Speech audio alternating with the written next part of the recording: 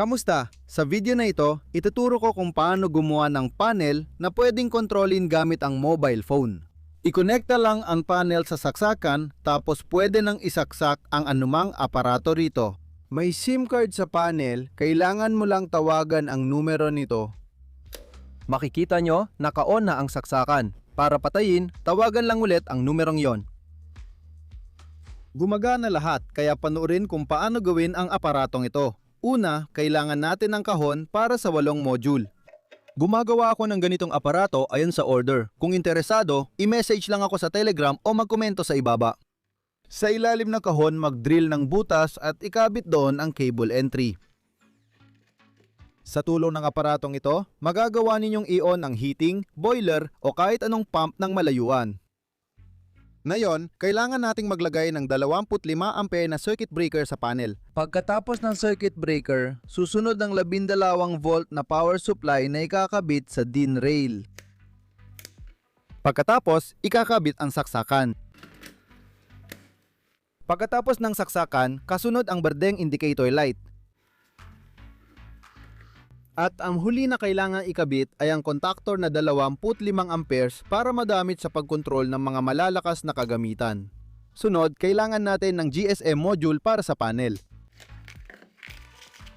Kailangan agad ikabit ang antena dito at pagkatapos nito, ilagay ang SIM card.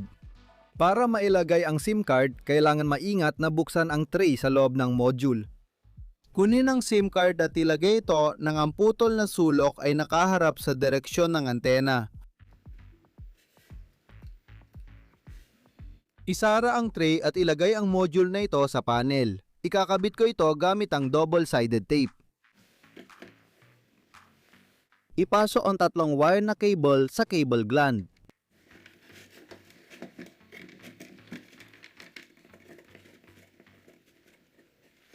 Tanggalin ang insulation ng bawat wire at lagyan ng ferrule na NSHVI. Pagkatapos mag-crimp, ikakabit na natin. Kinukonekta ang brown na wire sa input ng circuit breaker. Ikinokonekta ang grounding wire sa grounding contact ng saksakan. Sa likod ng kamera, gumawa ako ng jumper na kailangang ikonekta sa output ng circuit breaker para maibigay ang phase sa power supply, sa saksakan, sa berdeng ilaw, at sa coil ng kontaktor. Sa video, detalyado kong ipinapakita kung paano buuin ang device na ito. Kung hindi ninyo magawa, pwede ninyo itong i-order sa akin. Para dito, mag-comment lang kayo o i-message ako sa Telegram. Kita-kits! 2 connector ang nasa GSM module na kailangang tanggalin. Sa connector na may 3 contact, kailangan ikabit ang ikatlong wire ng cable na inilagay natin sa gitnang contact, ibig sabihin ang neutral. Sa contact na may label na NO, kailangan ikabit ang isang piraso ng wire. Pagkatapos, ibinalik natin ang connector sa GSM module. Sa wire na galing sa contact na NO, kailangan magdagdag ng jumper at pagkatapos nito, ikabit ito sa signal na ilaw. Sa jumper, kailangan pang magdagdag ng isa pang piraso ng wire at ikabit lahat ito sa contactor. Isang wire ang nakakabit sa coil, isa pa sa normally open contact ng relay. Ikakabit ang ikalawang terminal ng normally open contact ng relay sa saksakan.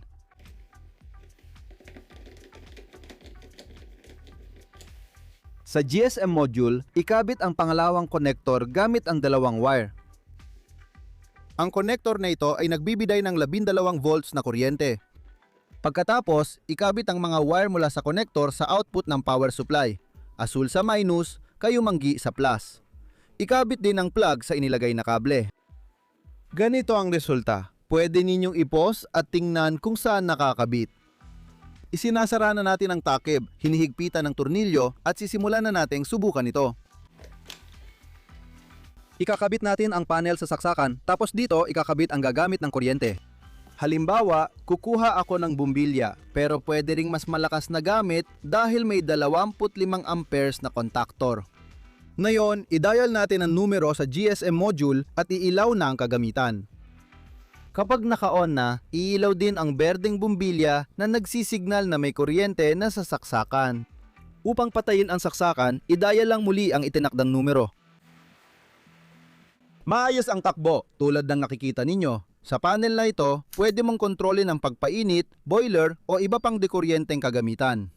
At pwede mo ring buksan o patayin ang saksakan na ito gamit ang SMS na mensahe. Para dito, may mga espesyal na utos sa manual ng GSM module. Siya nga pala, kung may ibang tao na tumawag o magpadala ng mensahe sa numero na nakaset sa panel, walang mangyayari dahil hindi siya kasama sa database. Kailangan munang irehistro ang numero ng tao na may karapatang mag-control sa device na ito. At hanggang 200 numero ang pwedeng irehistro. Sa madaling salita, gaya na nakikita ninyo, ayos na ayos ang lahat. Uulitin ko, kung gusto ninyong umorder ng device na ito sa akin, mag-comment lang kayo o i-message ako sa Telegram. Salamat sa panonood at paalam sa lahat.